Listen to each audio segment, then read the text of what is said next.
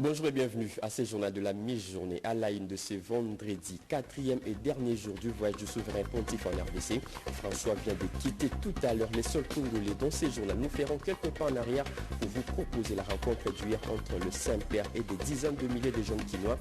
Il a encouragé les jeunes à être acteurs au sujet de l'avenir de la RDC. On en parlait dans un instant. Également sommaire de votre 13h, la régie des eaux serait-elle au bord du précipice? Tous les comptes bancaires de cette entreprise sont bloqués par un individu après un contentieux juridique. La situation est d'autant plus explosive. L'affaire a été portée au ministère de la Justice pour un dénouement. Nous y reviendrons avec Joseph Oscar Mbal dans ce journal. Et enfin, plusieurs coins de la ville de Kinshasa sombrent de plus en plus dans les noirs alors que certains coins l'éclairage public rayonne même en plein jour en rivalisant même le soleil. La gestion efficiente de l'éclairage public s'impose pour mettre fin à cette aberration. Voilà tout pour les sommaires. Mesdames et messieurs, encore une fois, bienvenue à vous si vous nous rejoignez à la radio-télévision nationale congolaise.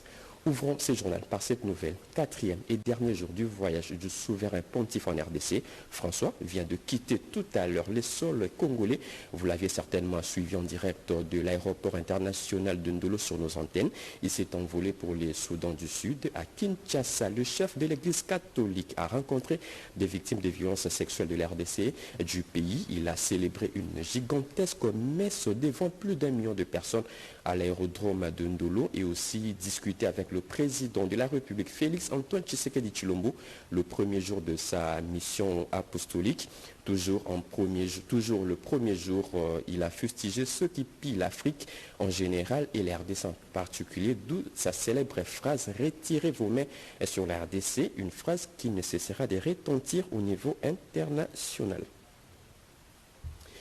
Au 3e jour de sa visite en RDC, la liesse n'était pas tombée. Hier, le souverain pontife s'est exprimé devant des dizaines de milliers de jeunes au stade de Martyr. Le pape François a donc adressé des mots forts. Il a encouragé les jeunes à être des acteurs au sujet de leur avenir. Suivez. C'est avec une joie immense que la jeunesse congolaise a accueilli le pape François ce jeudi 2 février au stade de Martyr de la Pentecôte. Les jeunes ont écouté avec attention le message du numéro 1 de l'Église catholique centré sur la prière, la vie en communauté, l'honnêteté, le pardon et la petitesse. Le pape François a recommandé à la jeunesse la prière qui est l'arme la plus puissante, qui ouvre également de nouvelles possibilités et qui aide à vaincre la peur.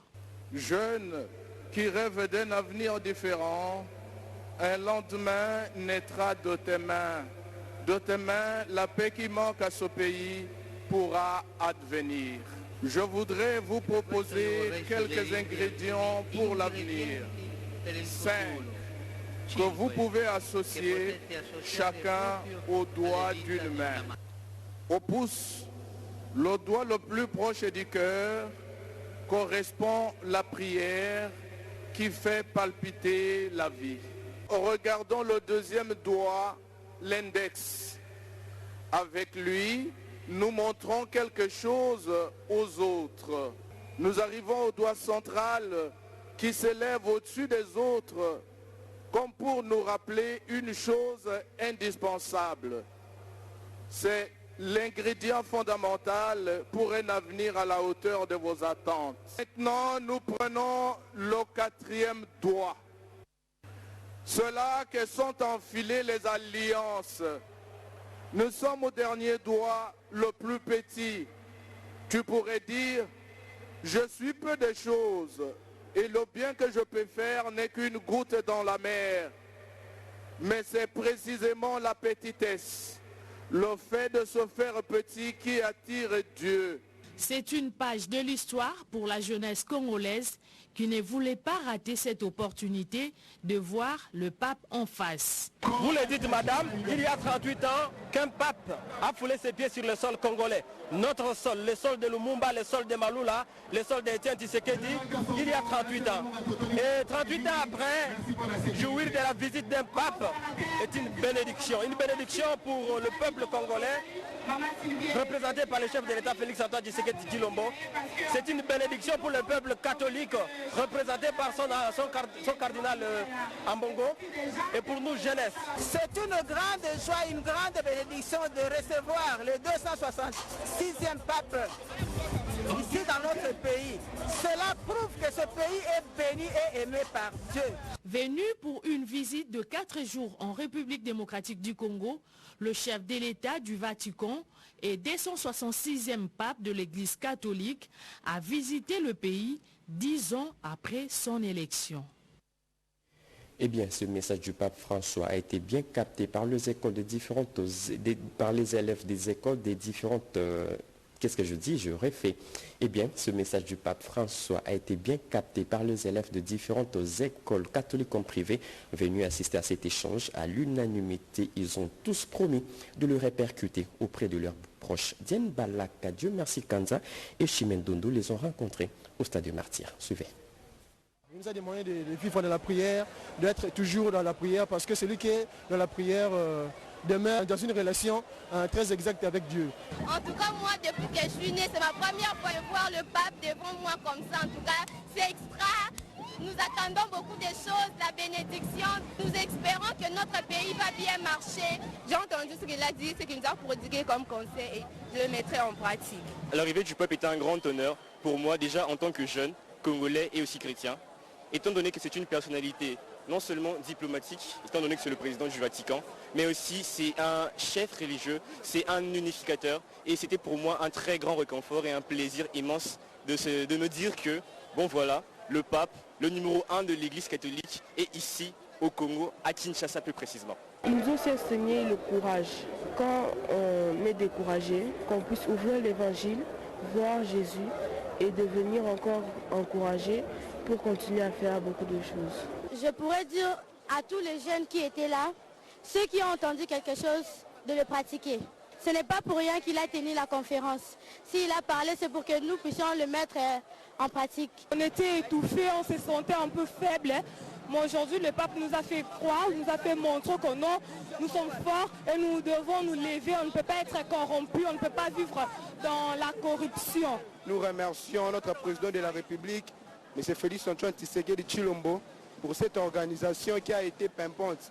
Nous avons remarqué le volontarisme, l'ardeur positif pour ce Congo dans le cœur de notre président Félix Antoine Tshisekedi. Et puis deuxièmement, le message du pape François a été extrêmement fort. Ensemble, nous croyons et nous affirmons, nous signons avec un positivisme absolu que la bénédiction de l'Éternel est ici au Congo. Tous réconciliés en Jésus-Christ. Ce thème du voyage du chef spirituel de l'Église catholique en RDC est bien plus que réconciliateur. Opposition, majorité, société civile, toutes appelées à taire leurs divergences pour l'intérêt de la nation, ont précisé certains politiciens présents au Stade du Martyr. On les écoute. Depuis qu'il est arrivé, aujourd'hui, c'était une particulière rencontre avec les jeunes, à qui le pape François a transmis des messages directs. Il a beaucoup insisté sur l'amour, l'amour du prochain. Il a interpellé les jeunes qui sont généralement actifs sur les réseaux sociaux, qui veulent plus parler avec les gens qui se trouvent à distance que de parler avec ceux qui sont autour d'eux. Il nous a même demandé de chanter une chanson, de nous tenir par la main pour exprimer cet amour. Pas l'avantage apprendre aux enfants de cultiver cet élan-là, la lutte contre la corruption. Il est sincère, ne pas tromper en augmentant les frais, on demande à l'école, et pas demander des frais non demandés à l'école, et c'est là que nous allons. Nous saluons en outre l'arrivée à Kinshasa du Saint-Père, qui démontre à jamais son amour envers les démunis dans le monde et au Congo. Profitons de cette occasion que sa foi fasse plaidoyer en faveur de la RDC sur la question de cette agression injuste. En cette année électorale, l'UN encourage les efforts de nos forces armées qui se battent au front au prix de leur vie pour sauver cette grande nation. Nous, les jeunes de la commune de Kinshasa, nous sommes venus assister aux messes organisées dans la commune de Kinshasa parce que le stade des martyrs se retrouve dans la commune de Kinshasa. Alors le pape nous a demandé, nous les jeunes, de quitter les groupes armés d'abord, de toute l'étendue de la République de laisser le phénomène Koulouna, de chercher quelque chose à travailler, à faire. Alors de cesser même la corruption et de travailler, de chercher le travail, enfin de faire avancer notre République. Le message du pape est clair. Les jeunes doivent dire non à la corruption. Pour le développement de notre pays, nous devons bannir les antivaleurs parce que les jeunes représentent près de 70% de la population de notre pays et les jeunes peuvent jouer un rôle important dans le cadre de la paix, la stabilité et le développement de notre pays. La ferveur était intense hier au stade de Martyrs. La Papa Mobile a été acclamée et les jeunes portaient des t-shirts à l'effigie du pape qui, lui, a lancé un message fort contre la corruption. Un appel très applaudi par la foule. Diane Balaka. Dès l'aube, les jeunes catholiques sont venus de tous les coins de la capitale, ont pris d'assaut les arènes du stade des Martyrs pour assister aux enseignements du pape. Ils ont entonné des chants évangéliques et populaires avec détermination et chaleur. Le pape leur a exhorté à bannir le tribalisme et l'exclusion et surtout la corruption. Ils ont ovationné le pape à la suite de cet enseignement. Soyez unis comme les 5 doigts de la main, leur a lancé le souverain pontife. Il est triste de voir le jeune rester longtemps au téléphone. Un appel à la concentration pour les jeunes qui constituent l'espérance de la nation. Ce message a été plutôt bien accueilli par la jeunesse catholique qui a mis du temps pour quitter le stade.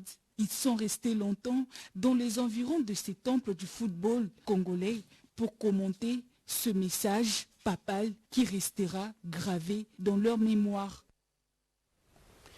Le territoire des Mouéka doté d'une nouvelle cathédrale pour ses fidèles, un geste du député national Constantin Benguele qui s'est dit être honoré pour avoir assisté au séjour du souverain pontife en RDC. Plus de détails avec Cédric Yenina.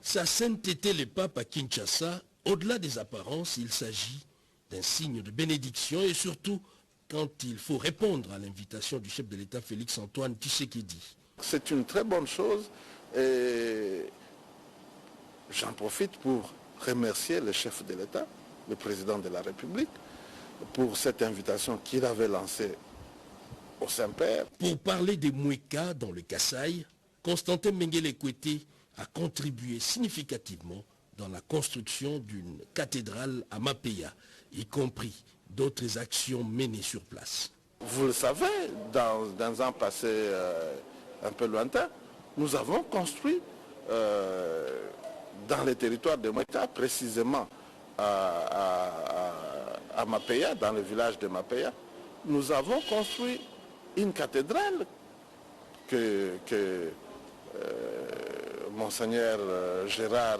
Moulumba, paix à son âme, a nommée cathédrale Saint-Étienne. C'est, vous savez, dans cette contrée, dans cette collectivité d'Enchok, dans le territoire de Mouéka, il y a eu une seule église qui a été construite en 1900. Mais cette église est en ruine.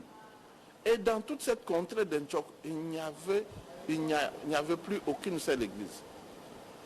Et nous avons pris conscience de ça en tant que chrétiens catholiques. Nous avions approché Monseigneur Gérard Moulumba, l'évêque de Mouéka, l'évêque émérite de Mouéka, qui était évêque de Mouéka à l'époque. Et il nous avait conseillé de construire la cathédrale de Mapeya. Mapeya doit être à 60 ou à 80 km de Mouéka. Mais toute cette contrée, il n'y avait aucune église catholique. Et c'est la seule église catholique qui existe jusqu'à présent, la cathédrale Saint-Étienne de Mapeya. Parmi les délégations victimes des affres de guerre dans la partie est du pays à avoir été reçues par le pape François figure la communauté itourienne présente à Kinshasa. Ces jeunes de l'Itourie lancent un cri d'alarme aux autorités compétentes face aux atrocités dont sont victimes la population de ces parties du pays. Plus de précisions avec Anastasie Doubou. Sitôt après sa rencontre avec le pape François, à qui elle a exposé les affres de la guerre et les violences auxquelles les Itouriens sont victimes, la communauté itourienne basée à Kinshasa, accompagnée des notables, a organisé une conférence de presse pour peindre la situation sécuritaire qui sévit dans cette partie du pays. Viols, mutilations, assassinats sont là ces sévices auxquels cette population est confrontée. À l'instar de celle d'autres provinces, la CIK veut la paix et la fin du cycle de violence. C'est l'essence de cette communication tenue par l'abbé coordonnateur de la commission diocésaine Justice et Paix. En Ituri, il y a violence. Il y a des tueries de personnes. Il y a destruction des biens privés et publics. Pour les notables de l'Ituri, la rencontre avec le pape François constitue une thérapie spirituelle, en même temps un plaidoyer pour la paix. J'ai fait référence au premier message du pape. La solution ne viendra de nulle part et elle ne tombera pas du ciel. Donc autrement dit, nous devons d'abord commencer et le reste pourra venir après. Ceux-là qui tuent en Ituri, ce sont les Ituriens. Et ceux-là qui sont morts en Ituri, ce sont les fils et filles ituriens. Ce sont nos mamans, ce sont nos tates, ce sont nos parents. Les médias sont invités à vulgariser et relayer les vrais clichés des atrocités dans la partie est du pays. La CIK préconise à la fois l'application de la justice et de la réparation des préjudices subis. Allez, on tourne cette page consacrée au souverain pontife. Autre chose à présent, la régie des eaux serait-elle au bord du précipice? Tous les comptes bancaires de cette entreprise sont bloqués par un individu suite à un contentieux juridique. La situation est d'autant plus explosive. L'affaire a été portée au ministère de la Justice pour un dénouement, comme nous dit Joseph Oscar Balkaïch.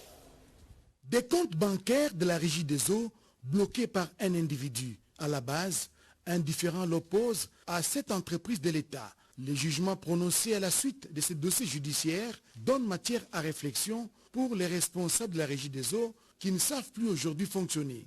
L'affaire a été portée à la ministre d'État, ministre de la Justice, Rose Mutombo Kiese, qui promet de s'impliquer personnellement pour qu'une solution soit trouvée. Nous avons des difficultés avec les instances judiciaires de ce pays parce qu'il y a beaucoup de dossiers judiciaires entre la régie des eaux et d'autres parties, soit des personnes ou des compagnies commerciales. Mais seulement les jugements qui sont prononcés sont parfois très compliqués, qui mettent en doute la crédibilité de certaines institutions sur le plan justice dans ce pays. Donc nous sommes venus voir la personne qui a la charge, n'est-ce pas, du ministère de la Justice pour expliquer les difficultés que nous avons pour trouver des solutions. Comment voulez-vous qu'un individu perde un procès contre la régie des eaux et qu'il s'arrange avec des instances judiciaires d'un ordre beaucoup plus bas, où l'on condamne la régie des eaux à des amendes? Et quand la régie des eaux n'exécute pas, on bloque évidemment tous les comptes de la régie des eaux. En tout cas, c'est un dossier à suivre. La régie des eaux est aujourd'hui narguée par des tierces. J'en reviens sur ce que je disais au sommaire. Plusieurs coins de la ville de Kinshasa sombrent de plus en plus dans le noir, alors que dans certains coins, l'éclairage public rayonne même en plein jour. La gestion efficiente de l'éclairage public s'impose pour mettre fin à cette aberration. Bobette et Ngali Samba a sillonné quelques artères de la capitale pour faire les constats. Suivez. De l'éclairage public opérationnel en pleine journée sur certaines grandes artères de la capitale Kinshasa. Ces lampes installées par l'hôtel de ville, nécessaires à la sécurité et au confort des Kinois pour la nuit, sont malheureusement pour certaines gaspillées inutilement en restant allumées 24 heures sur 24. De l'avis d'un ingénieur, cette situation réduit sensiblement la durée de vie de ces lampadaires et augmente ainsi le coût de maintenance. Pourtant, il faut une gestion durable et efficiente de l'éclairage public en particulier et de l'électricité en général à Kinshasa. Je ne vois pas pourquoi on laisserait allumer l'électricité en plein midi, en pleine journée. Le soir, ça va. Donc, moi, je pense qu'il faut qu'on puisse revoir ça parce que si la journée, on peut ainsi économiser, nous aurons une bonne capacité de distribution le soir. Parce que lorsque le soir, ces artères restent dans le noir parce qu'on aura gâché l'énergie toute la journée, vous voyez tout de suite qu'il y a un lien entre cette obscurité et la hausse de la criminalité.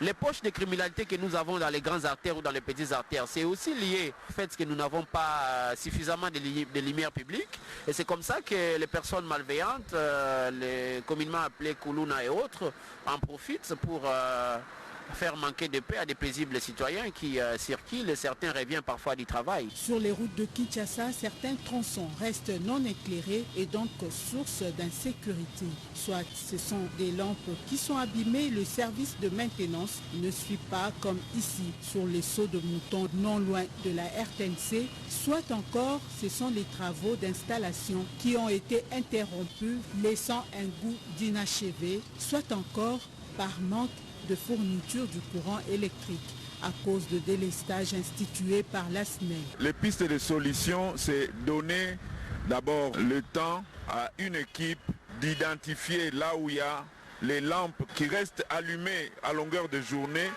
et savoir éteindre ces lampes pendant la journée et les allumer que là où les besoins se présentent. Pour une ville de Kinshasa suffisamment éclairée, surtout la nuit, selon les attentes des Kinoises et Kinois, il faut le suivi de toutes les lampes installées le long des boulevards, artères, avenues, dans le cadre de l'éclairage public à Kinshasa.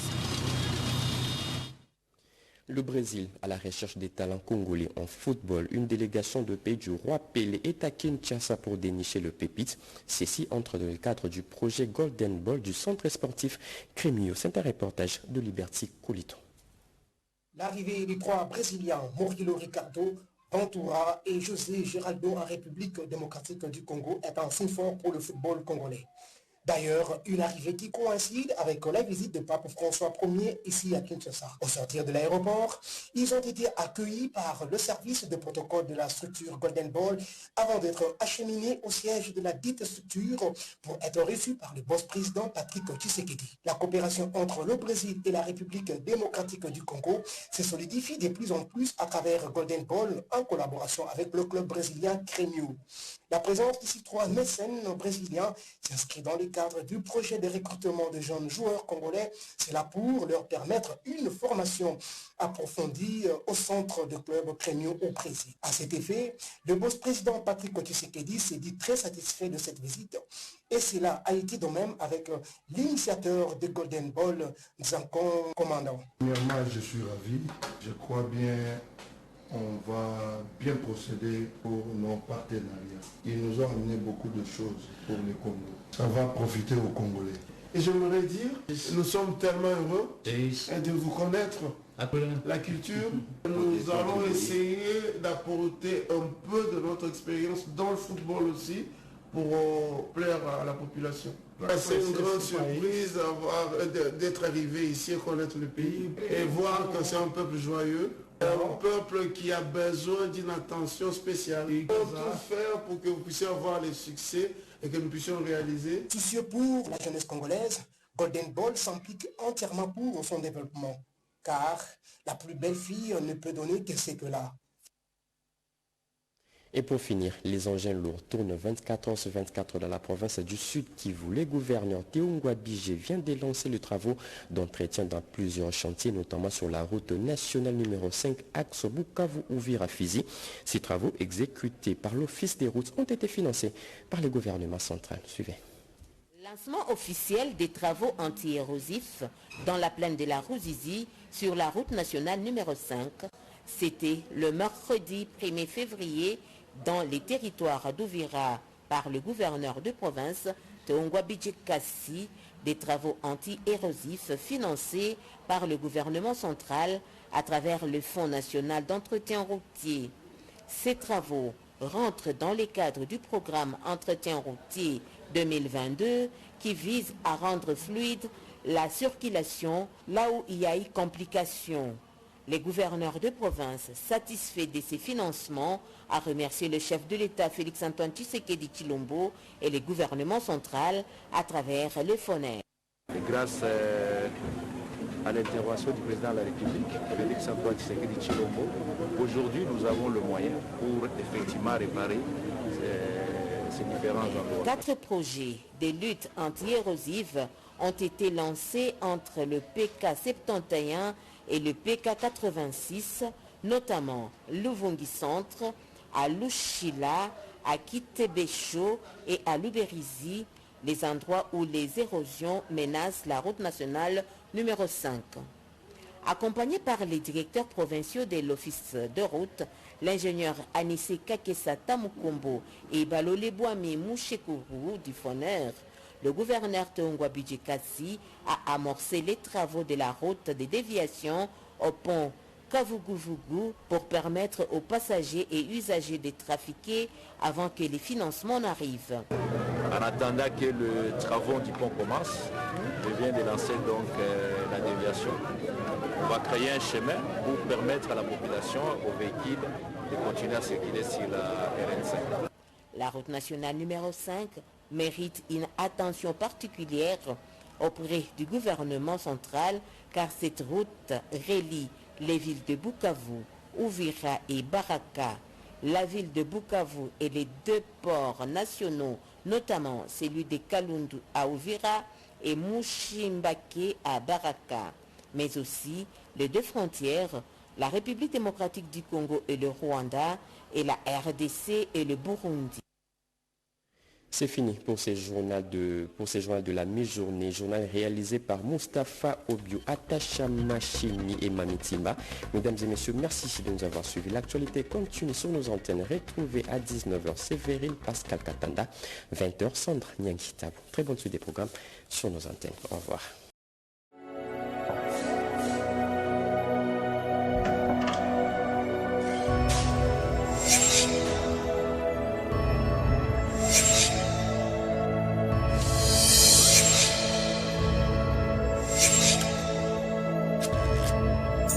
Abonnez-vous sur Pifo Télévision, vous informer sur notre devoir.